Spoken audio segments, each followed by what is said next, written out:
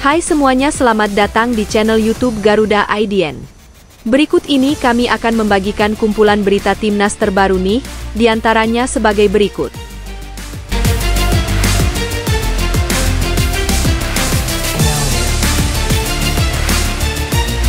Tanggapan Godwin usai melihat timnas ranking 127, tapi memiliki nilai pasar 650 miliar.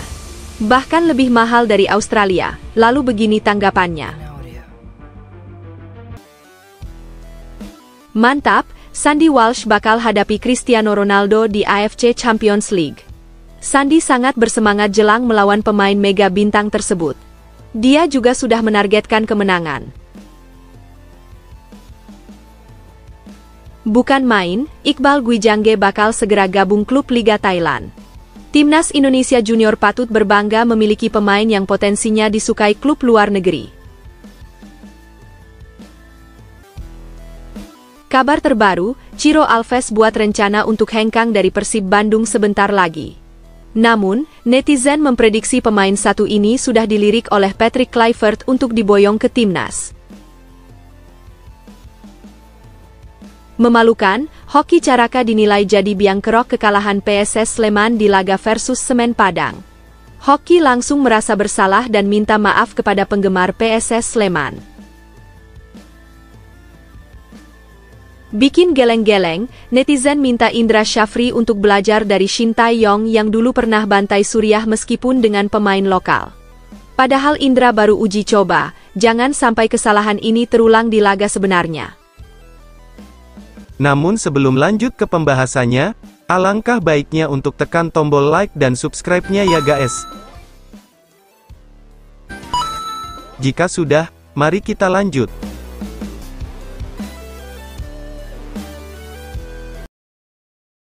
Tanggapan Godwin usai melihat timnas ranking 127, tapi memiliki nilai pasar 650 miliar. Bahkan lebih mahal dari Australia. Lalu begini tanggapannya.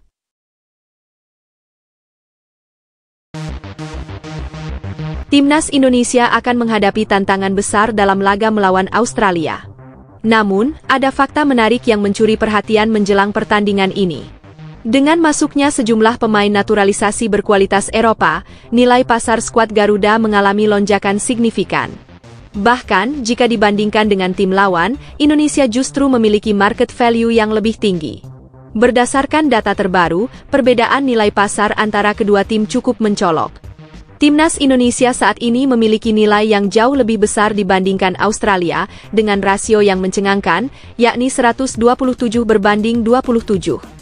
Ini menunjukkan bahwa para pemain yang membela Garuda kini semakin dihargai di bursa transfer, terutama dengan kehadiran para pemain naturalisasi yang bermain di liga-liga top Eropa.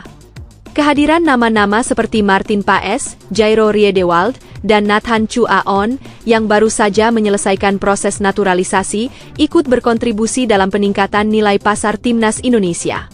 Ditambah lagi dengan pemain seperti Sandy Walsh dan Ragnar Oratmangun, yang memiliki pengalaman bermain di level tinggi, menjadikan komposisi tim semakin bernilai di mata dunia sepak bola. Namun, meskipun memiliki market value lebih tinggi, itu tidak serta-merta menjamin kemenangan di atas lapangan. Australia tetaplah tim kuat dengan pengalaman lebih matang di kompetisi internasional. Oleh karena itu, timnas Indonesia harus membuktikan bahwa peningkatan nilai pasar ini sejalan dengan kualitas permainan mereka di lapangan. Kini, pertanyaannya adalah, apakah Garuda mampu mengonversi keunggulan ini menjadi hasil positif saat berhadapan dengan Australia? Salah satu pemain Australia, Craig Goodwin, yang berposisi sebagai winger, mengungkapkan kekagumannya terhadap perkembangan pesat timnas Indonesia. Ia terkejut melihat bagaimana tim yang sebelumnya tidak terlalu diperhitungkan kini mampu membangun skuad yang jauh lebih kompetitif. Menurutnya, perubahan ini sangat drastis dalam waktu yang relatif singkat. Goodwin bahkan penasaran dengan strategi yang diterapkan PSSI dalam mendatangkan pemain berkualitas dari liga-liga top Eropa. Ia mengakui bahwa Indonesia kini memiliki kedalaman skuad yang lebih baik berkat kehadiran pemain naturalisasi yang membawa pengalaman bermain di level tinggi. Kehadiran mereka tidak hanya meningkatkan kualitas individu dalam tim, tetapi juga memberikan dampak besar terhadap permainan kolektif Garuda. Selain mengagumi perkembangan Indonesia, Goodwin juga menegaskan bahwa ia dan rekan-rekannya tidak akan lagi meremehkan timnas Garuda seperti sebelumnya. Ia menyadari bahwa pertandingan nanti tidak akan mudah dan Australia harus memiliki strategi yang tepat agar tidak terkejut dengan permainan agresif Indonesia.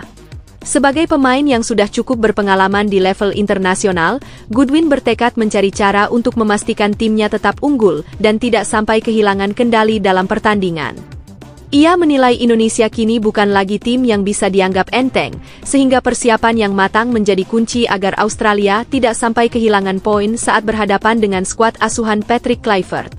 Dengan semakin diakuinya kekuatan timnas Indonesia oleh lawan, ini menjadi sinyal bahwa Garuda kini mulai diperhitungkan di kancah internasional. Persaingan di grup semakin memanas, dengan selisih poin yang sangat tipis antara Indonesia dan Australia.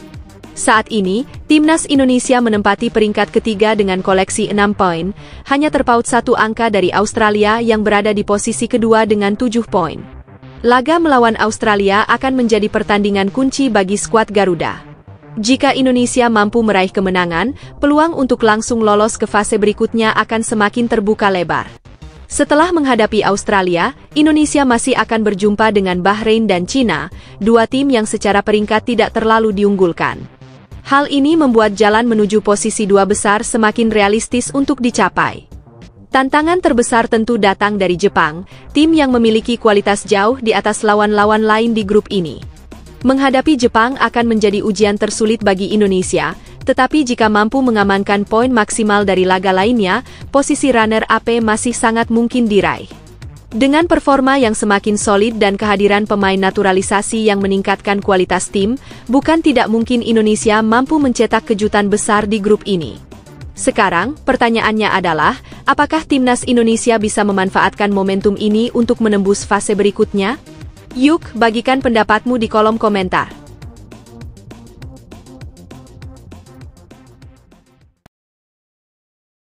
Mantap, Sandy Walsh bakal hadapi Cristiano Ronaldo di AFC Champions League. Sandy sangat bersemangat jelang melawan pemain mega bintang tersebut. Dia juga sudah menargetkan kemenangan.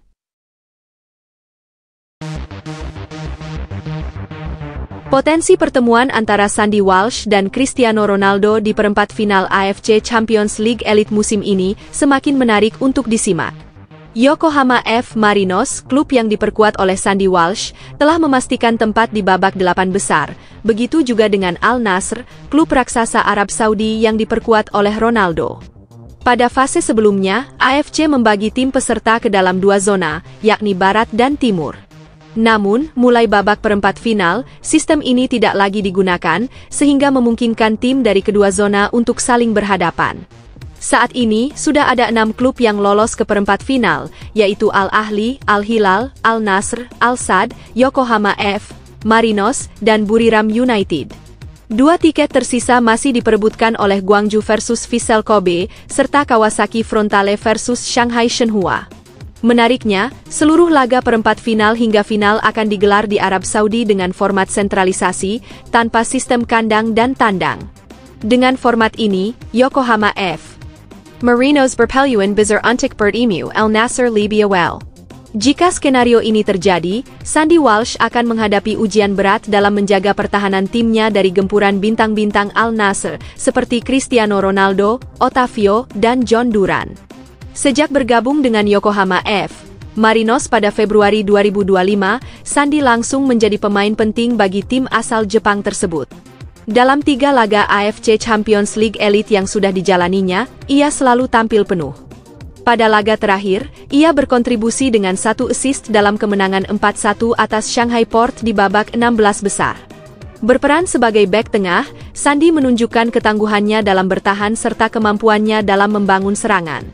Dalam skenario ideal bagi Yokohama F. Marinos, mereka tentu berharap mendapatkan lawan yang lebih ringan di perempat final. Jika mampu melaju ke semifinal, tim Jepang ini kemungkinan lebih memilih bertemu Buriram United, yang dianggap sebagai tim dengan kualitas paling rendah di antara 8 besar. Namun, untuk mencapai target tersebut, mereka tetap harus siap menghadapi siapapun, termasuk kemungkinan bertemu Al Nassr lebih awal. Pengundian babak perempat final akan berlangsung pada 14 Maret 2025. Keputusan siapa yang akan menjadi lawan Yokohama F. Marinos bakal segera diketahui. Jika benar Sandy Walsh harus berhadapan dengan Cristiano Ronaldo, maka laga tersebut akan menjadi salah satu momen terbesar dalam karirnya di kompetisi Asia.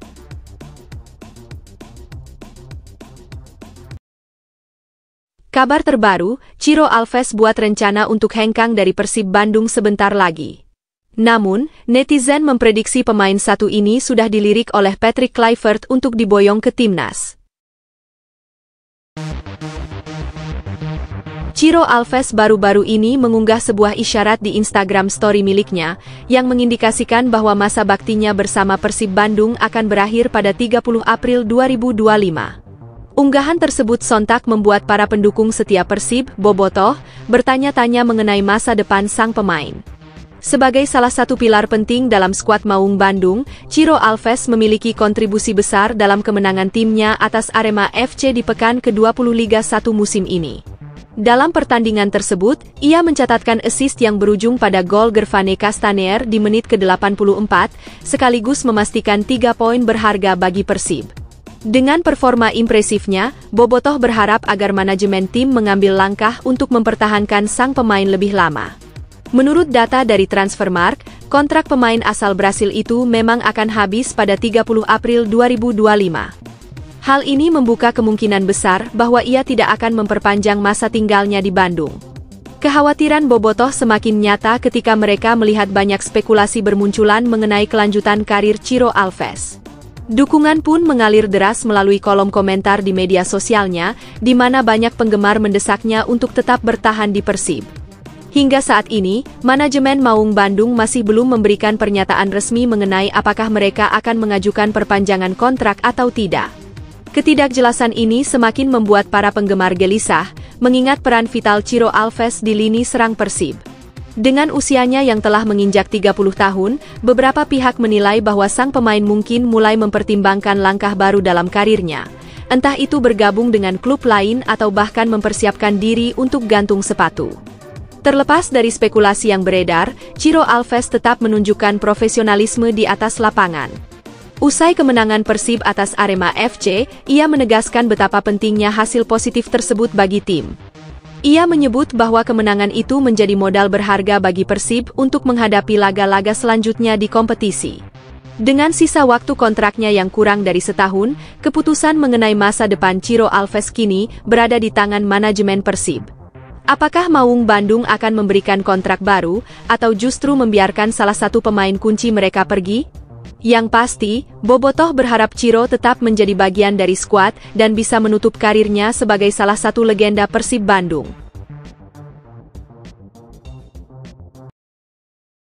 Bikin geleng-geleng, netizen minta Indra Syafri untuk belajar dari Shin Tae-yong yang dulu pernah bantai Suriah meskipun dengan pemain lokal. Padahal Indra baru uji coba, jangan sampai kesalahan ini terulang di laga sebenarnya.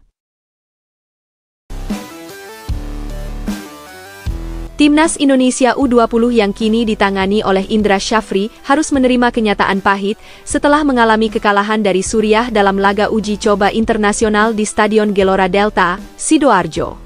Hasil ini tentu mengecewakan, terutama mengingat ambisi besar skuad Garuda Muda untuk tampil kompetitif di Piala Asia U20 2025 mendatang.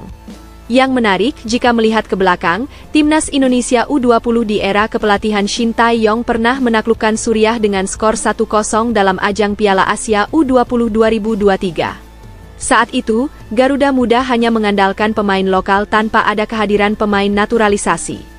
Gol kemenangan dalam pertandingan yang berlangsung di Stadion Lokomotif, Uzbekistan, tersebut dicetak oleh Hoki Caraka, yang kala itu menjadi salah satu andalan di lini depan. Perbedaan hasil ini kemudian menjadi bahan perbincangan hangat di kalangan pecinta sepak bola tanah air. Banyak yang mulai membandingkan pendekatan taktik antara Indra Syafri dan Shin Tae-yong, terutama dalam menghadapi lawan yang sama. Indra Syafri sebenarnya telah mendapatkan tambahan amunisi dalam laga melawan Suriah, yakni Jens Raven, pemain keturunan yang baru saja pulih dari cedera. Meski begitu, kehadiran Raven belum mampu membawa perbedaan signifikan, dan Indonesia tetap harus mengakui keunggulan lawan dengan skor 0-2. Kekalahan dari Suriah ini semakin memperburuk tren negatif yang dialami timnas U20 di ajang uji coba. Sebelumnya, mereka juga harus menerima kekalahan tipis 0-1 dari Yordania. Hasil tersebut semakin meningkatkan tekanan bagi skuad Garuda Muda, yang kini harus bersiap menghadapi India dalam laga berikutnya. Saat ini, timnas Indonesia U20 tengah dipersiapkan untuk bersaing di Piala Asia U20 2025 yang akan digelar di Cina pada 12 Februari hingga 1 Maret mendatang. Di turnamen tersebut, Garuda Muda tergabung di grup C bersama Uzbekistan, Iran, dan Yaman. Dengan persaingan yang ketat, tim asuhan Indra Syafri harus segera menemukan performa terbaiknya agar mampu bersaing dan memenuhi target utama, yakni lolos ke Piala Dunia U20 2025. Kegagalan dalam 2 laga uji coba tentu menjadi bahan evaluasi bagi Indra Syafri dan jajaran pelatih. Masih ada waktu untuk memperbaiki kekurangan sebelum melakoni turnamen sesungguhnya. Kini, harapan besar ada di pundak para pemain muda Indonesia untuk bisa bangkit dan membuktikan diri di level Asia.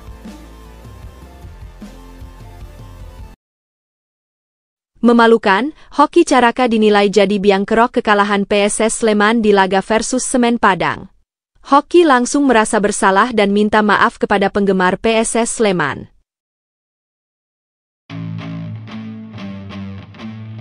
PSS Sleman harus menelan pil pahit setelah mengalami kekalahan mengejutkan dari Semen Padang dalam laga yang berlangsung di Stadion Sultan Agung, Yogyakarta, pada minggu lalu. Padahal, tim berjuluk Super Elang Jawa itu sempat berada di atas angin dengan keunggulan 2 gol saat pertandingan belum berjalan 20 menit. Bahkan, situasi semakin menguntungkan mereka ketika pemain Semen Padang, Friendly Saputra, harus meninggalkan lapangan lebih cepat akibat kartu merah di menit ke-25. Namun, alih-alih memanfaatkan kondisi ini, PSS justru kehilangan kendali permainan. Semen Padang yang bermain dengan 10 orang mampu bangkit dan mencetak 4 gol beruntun, membuat mereka keluar sebagai pemenang dengan skor 4-2. Hasil ini tentu menjadi pukulan telak bagi tim asuhan Mazzola Junior, yang kini semakin sulit keluar dari papan bawah klasemen. Striker PSS Sleman, Hoki Caraka, tak bisa menyembunyikan kekecewaannya usai laga. Ia mengakui bahwa kekalahan tersebut sepenuhnya merupakan kesalahan para pemain sendiri. Menurutnya, setelah unggul cepat, tim mulai menurunkan intensitas permainan dan kehilangan fokus, yang kemudian dimanfaatkan dengan baik oleh Semen Padang. Kesalahan dalam mengontrol jalannya pertandingan inilah yang akhirnya membuat mereka gagal mempertahankan keunggulan. Hoki pun merasa bertanggung jawab atas hasil buruk ini dan menyampaikan permintaan maafnya kepada para supporter PSS. Ia sadar bahwa para pendukung sangat berharap tim bisa meraih kemenangan, namun kali ini mereka belum mampu memenuhi ekspektasi tersebut. Akibat kekalahan ini, PSS Sleman kini tertahan di peringkat ke-14 dalam klasemen sementara Liga 1 musim ini. Dengan hanya mengumpulkan 19 poin dari 20 pertandingan, mereka masih harus berjuang keras agar tidak semakin mendekati zona degradasi. Saat ini, perolehan poin PSS hanya terpaut 3 angka dari Semen Padang yang berada di posisi berbahaya tersebut. Situasi ini tentu menjadi alarm bagi skuad PSS Sleman. Jika tidak segera bangkit dan memperbaiki performa, posisi mereka di kompetisi kasta tertinggi sepak bola Indonesia bisa terancam. Dengan sisa laga yang masih cukup banyak, Hoki Caraka dan rekan-rekannya harus segera menemukan solusi agar hasil buruk ini tidak terulang di pertandingan berikutnya.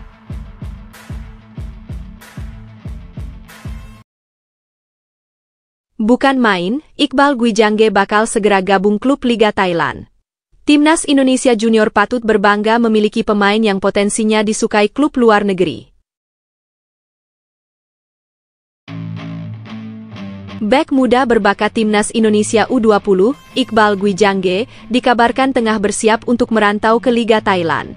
Meski masih terikat kontrak dengan Barito Putra, pemain berusia 18 tahun itu disebut-sebut segera bergabung dengan salah satu klub peserta kasta tertinggi sepak bola Thailand. Saat ini, Iqbal memang belum mendapatkan banyak kesempatan bermain bersama Barito Putra di Liga 1. Sejauh musim ini berjalan, ia baru tampil dalam 6 pertandingan. Minimnya menit bermain tak lepas dari persaingan ketat di lini belakang Barito, terutama setelah kedatangan 2 bek asing, Renan Alves dan Anderson Nascimento. Dengan adanya kedua pemain impor tersebut, peluang Iqbal untuk mendapatkan tempat di starting 11 semakin terbatas. Di sisi lain, meski jarang bermain di level klub, Iqbal justru lebih aktif membela timnas Indonesia U20.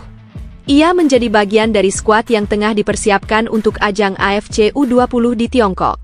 Dengan potensi besar yang dimilikinya, keputusan untuk mencari pengalaman di luar negeri bisa menjadi langkah yang tepat bagi perkembangan karirnya. Jika benar Iqbal akan berlabuh di Liga Thailand, ada dua skenario yang bisa terjadi.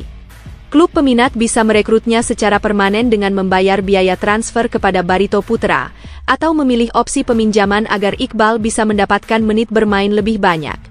Hingga saat ini, manajemen Barito belum memberikan pernyataan resmi terkait kepindahan sang pemain. Perpindahan pemain muda Indonesia ke Liga Thailand bukanlah hal baru. Sebelumnya, beberapa pemain sudah lebih dulu mencicipi atmosfer sepak bola di negeri Gajah Putih, meski kebanyakan hanya berstatus pinjaman.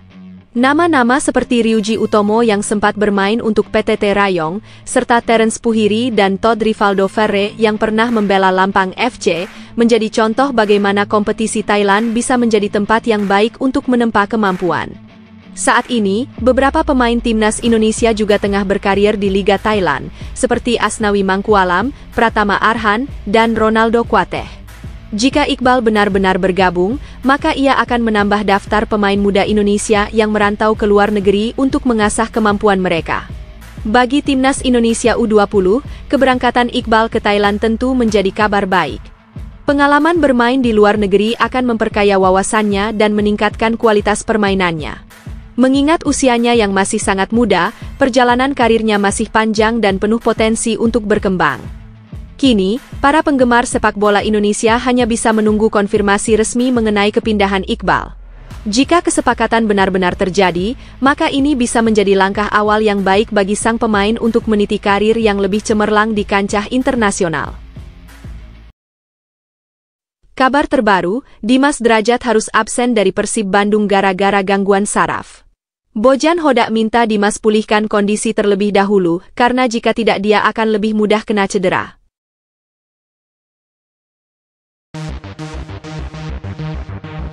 Pelatih Persib Bandung, Bojan Hodak, akhirnya angkat bicara mengenai absennya Dimas Drajat dalam 2 pertandingan terakhir Liga 1 musim ini. Banyak pihak bertanya-tanya mengapa sang striker tak terlihat dalam skuad Maung Bandung saat menghadapi Dewa United dan Arema FC. Hodak menjelaskan bahwa meskipun tidak mengalami cedera serius, Dimas masih merasakan ketidaknyamanan akibat gangguan saraf yang sempat dialaminya. Secara medis, kondisinya sudah berangsur membaik, tetapi rasa nyeri yang muncul membuatnya belum sepenuhnya siap untuk kembali bertanding. Demi menghindari risiko yang lebih besar, pelatih asal Kroasia itu memutuskan untuk tidak memaksakan kehadiran Dimas di lapangan. Keputusan ini diambil bukan hanya untuk kepentingan tim dalam jangka pendek, tetapi juga demi menjaga kebugaran pemain dalam jangka panjang. Hodak menegaskan bahwa pihaknya tidak ingin mengambil risiko dengan menurunkan pemain yang belum berada dalam kondisi optimal. Mengingat pentingnya peran Dimas di lini serang Persib, Hodak lebih memilih untuk menunggu hingga sang pemain benar-benar pulih sebelum kembali bermain. Terakhir kali Dimas Drajat tampil bersama Persib adalah saat melawan PSBS Biak. Dalam laga tersebut, ia masuk sebagai pemain pengganti untuk Rian Kurnia. Namun, sejak saat itu, ia belum kembali merumput karena masih menjalani proses pemulihan. Sementara itu, Persib Bandung kini tengah bersiap untuk menghadapi tantangan berikutnya. Laga-laga nanti akan menjadi ujian penting bagi skuad Maung Bandung, yang tengah berusaha mempertahankan konsistensi mereka di kompetisi. Banyak pendukung Persib yang berharap Dimas Drajat bisa segera kembali memperkuat tim dalam pertandingan-pertandingan mendatang. Namun, keputusan akhir tetap berada di tangan tim medis dan pelatih, yang akan memastikan kapan waktu yang tepat bagi striker berusia 27 tahun itu untuk kembali ke lapangan. Dengan jadwal Liga 1 yang semakin ketat, Persib Bandung tentu membutuhkan semua pemain dalam kondisi terbaik. Absennya Dimas mungkin terasa, tetapi Hodak telah menyiapkan alternatif di lini serang agar tim tetap tampil maksimal dalam setiap pertandingan. Kini, yang terpenting adalah memastikan Dimas benar-benar pulih agar bisa kembali berkontribusi untuk Persib di sisa musim ini.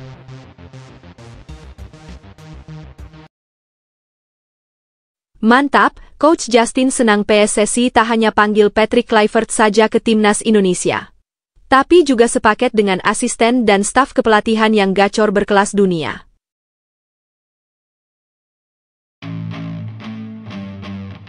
Coach Justin tak bisa menyembunyikan kegembiraannya setelah mengetahui langkah besar yang diambil PSSI untuk memperkuat timnas Indonesia. Ia bahkan terlihat sumringah saat mendengar kabar bahwa federasi kembali menambah sosok berpengalaman ke dalam jajaran tim kepelatihan Garuda. Setelah sebelumnya Patrick Kluivert, Denny Lanzaat, dan Alex Pastoor resmi bergabung, kini PSSI kembali merekrut nama besar lainnya, yakni Gerald van den Burg. Mantan pemain timnas Belanda ini akan mengemban tugas sebagai asisten pelatih timnas Indonesia sekaligus dipercaya menangani timnas U23. Penunjukan Van den Burg menjadi sorotan karena ia adalah sosok yang pernah mengukir prestasi gemilang di level internasional. Sebagai pemain, ia merupakan bagian dari skuad Belanda yang menjuarai Euro 1988. Di level klub, namanya bersinar bersama dua raksasa Eredivisie, Ajax Amsterdam dan PSV Eindhoven. Dengan pengalaman dan rekam jejaknya yang mentereng, kehadiran Van den Burg diyakini dapat memberikan dampak besar bagi perkembangan timnas Indonesia. Tak heran jika Coach Justin begitu antusias mendengar kabar ini.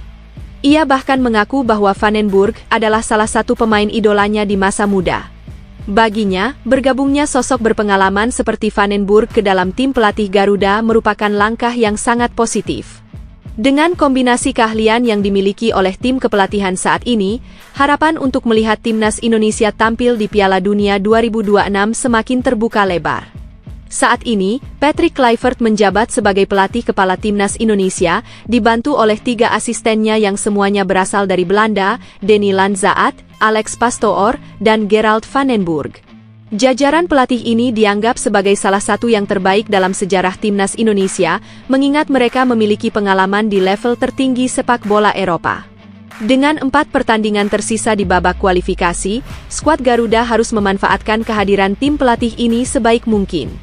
Kualitas dan pengalaman yang mereka bawa diharapkan mampu mengangkat performa timnas Indonesia, terutama dalam menghadapi lawan-lawan tangguh di fase kualifikasi berikutnya. Di kalangan pecinta sepak bola Indonesia, optimisme pun semakin meningkat.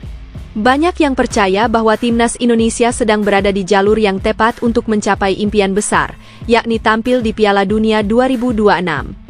Dengan kombinasi strategi yang tepat, disiplin tinggi, dan semangat juang yang kuat, skuad Garuda berpeluang mencetak sejarah baru dalam sepak bola nasional.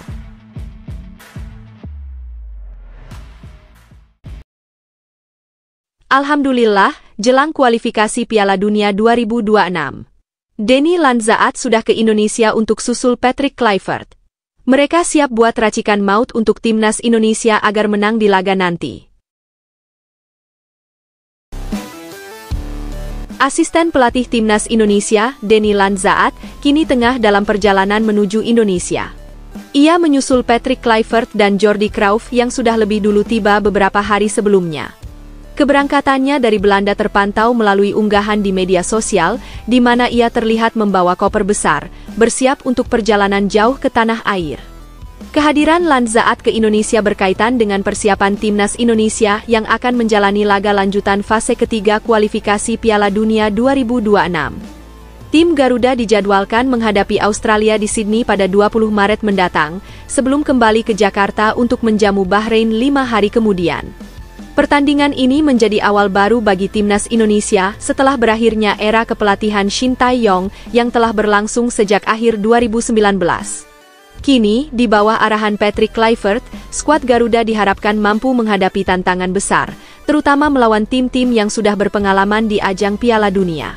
Di sisi lain, timnas Indonesia mendapat tambahan amunisi baru dengan kehadiran Ula Romeni yang telah menyelesaikan proses naturalisasinya. Sementara itu, 3 pemain lain Emil Audero, Joey Pelupesi, dan Dean James masih menunggu kepastian perpindahan federasi mereka dari FIFA sebelum bisa memperkuat Garuda. Dalam daftar pemain yang dipanggil untuk laga kali ini, Kluivert tidak melakukan banyak perubahan dibandingkan skuad sebelumnya. Selain Romeni, nama lain yang belum pernah membela timnas Indonesia adalah Septian Bagaskara. Sementara itu, 2 pemain langganan seperti Asnawi Mangkualam dan Witan Sulaiman kali ini tidak dipanggil. Selebihnya, skuad masih diisi oleh nama-nama yang sudah akrab dengan timnas Indonesia, seperti Martin Paes dan Hernando Ari di posisi penjaga gawang. Lini pertahanan diperkuat oleh pemain seperti Kelvin Verdong, Jai Itzes, Rizky Ridho, Muhammad Ferrari, Pratama Arhan, Sandy Walsh, dan Justin Hubner. Di lini tengah, ada Tom Haye, Ricky Kambuaya, Marcelino Ferdinand, serta Ivar Jenner. Sementara itu, sektor serangan diisi oleh Egy Maulana Fikri, Ragnar Oratmangoen, Rafael Struijk, Ramadan Sananta, dan Hoki Caraka. Para pemain yang saat ini berkarier di Liga 1 akan mengikuti pemusatan latihan di Indonesia sebelum bertolak ke Australia. Sementara mereka yang bermain di luar negeri akan langsung bergabung dengan tim di negeri Kanguru. Dengan kombinasi pemain lama dan tambahan amunisi baru, Timnas Indonesia diharapkan mampu tampil kompetitif dalam laga-laga penting ini. Perjalanan mereka di fase ketiga kualifikasi Piala Dunia 2026 akan menjadi ujian besar bagi Kluivert dan staf kepelatihannya dalam membawa Garuda mencapai level yang lebih tinggi. Kabar terbaru, Egy Maulana Fikri diragukan bisa tampil di kualifikasi Piala Dunia karena masih cedera. Mungkin dia akan duduk di bangku cadangan saja. Lagi pula pemain ini hanya bisa lari-lari saja. Egy Maulana Fikri masih dalam proses pemulihan dari cedera yang dideritanya menjelang duel Timnas Indonesia melawan Australia di ajang kualifikasi Piala Dunia 2026 zona Asia. Gelandang serang berusia 24 tahun itu harus menepi dalam dua laga terakhir Dewa United di Liga 1 musim ini, yakni saat menghadapi Semen Padang dan Borneo FC Samarinda. Cedera engkel yang dialaminya terjadi ketika ia tampil membela Dewa United melawan Persik Kediri pada awal Maret lalu. Meski kondisinya belum sepenuhnya pulih, klub berjuluk Banten Warriors itu tetap memberikan izin bagi Egy untuk bergabung dengan Timnas Indonesia. Keputusan ini diambil karena mereka percaya bahwa Egy akan mendapatkan penanganan medis terbaik bersama tim nasional. Selain Egy, dua pemain Dewa United lainnya juga dipanggil untuk memperkuat skuad Garuda, yaitu Ricky Kambuaya dan Septian Bagaskara. Egy sendiri menjadi salah satu dari 27 pemain yang dipilih oleh pelatih anyar Timnas Indonesia, Patrick Kluivert, untuk menghadapi laga krusial melawan Australia dan Bahrain. Performa Egy sepanjang musim ini memang mengesankan. Ia menjadi pemain lokal dengan catatan gol terbanyak di Liga 1 musim ini. Dari 24 pertandingan yang telah ia mainkan, Egy sukses mencetak 11 gol dan memberikan 4 assist. Statistik ini menunjukkan betapa pentingnya peran Egy di lini serang, baik untuk klub maupun Timnas Indonesia. Timnas Indonesia akan menjalani laga tandang melawan Australia lebih dulu pada 20 Maret 2025 di Sydney Football Stadium. 5 hari kemudian, mereka akan kembali ke Jakarta untuk menghadapi Bahrain di Stadion Utama Gelora Bung Karno. Saat ini, posisi Timnas Indonesia di grup C masih cukup menantang. Mereka berada di peringkat ketiga dengan koleksi 6 poin dari 6 pertandingan. Tim Garuda hanya terpaut 1 angka dari Australia yang menempati posisi kedua. Jika mampu meraih hasil positif dalam 2 laga mendatang, peluang Indonesia untuk melangkah lebih jauh di kualifikasi akan semakin terbuka. Kehadiran Egy tentu menjadi tambahan tenaga bagi skuad asuhan Kluivert. Namun, keputusan mengenai apakah ia akan diturunkan atau tidak masih bergantung pada perkembangan cederanya. Tim medis Timnas Indonesia dipastikan akan bekerja keras untuk memastikan kondisi Egy agar bisa tampil dalam kondisi terbaiknya di pertandingan penting ini.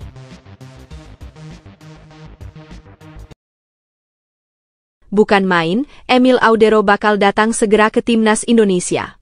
Media Italia sebut skuad Garuda bakal lolos ke Piala Dunia dan bertemu dengan Timnas Italia. Timnas Indonesia kembali menjadi sorotan, kali ini dari media-media Italia, menjelang lanjutan kualifikasi Piala Dunia 2026. Perhatian itu muncul setelah proses naturalisasi Emil Audero rampung bersama 2 pemain lainnya, Joey Pelupesi dan Dean James. Ketiganya resmi menjadi warga negara Indonesia setelah menjalani pengambilan sumpah di Kedutaan Besar Republik Indonesia di Roma pada 10 Maret 2025. Langkah naturalisasi ini dilakukan oleh PSSI sebagai bagian dari strategi memperkuat Timnas Indonesia agar lebih kompetitif menghadapi tantangan besar di babak kualifikasi. Skuad Garuda dijadwalkan bertandang ke Sydney untuk menantang Australia sebelum menjamu Bahrain di Jakarta pada laga berikutnya. Laga ini sangat krusial karena dapat menentukan langkah Indonesia dalam persaingan menuju putaran selanjutnya. Di sektor penjaga gawang, Timnas Indonesia sejatinya telah memiliki Martin Paes yang selalu menjadi pilihan utama dalam 6 pertandingan di babak kualifikasi. Namun, demi memperdalam kualitas tim, Ketua PSSI Erick Thohir mengambil langkah strategis dengan menaturalisasi Emil Audero. Keputusan ini diambil agar Timnas Indonesia memiliki opsi yang lebih kuat di bawah Mistar. Jika terjadi kendala seperti skorsing atau cedera pada Paes, tim tetap memiliki kiper berpengalaman yang siap menggantikan perannya.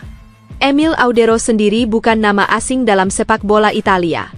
Ia pernah memperkuat klub-klub besar seperti Juventus dan Inter Milan, serta menjadi andalan Sampdoria selama beberapa musim. Selain itu, ia juga pernah berseragam Timnas Italia hingga level U21, menandakan kualitasnya sebagai penjaga gawang mumpuni.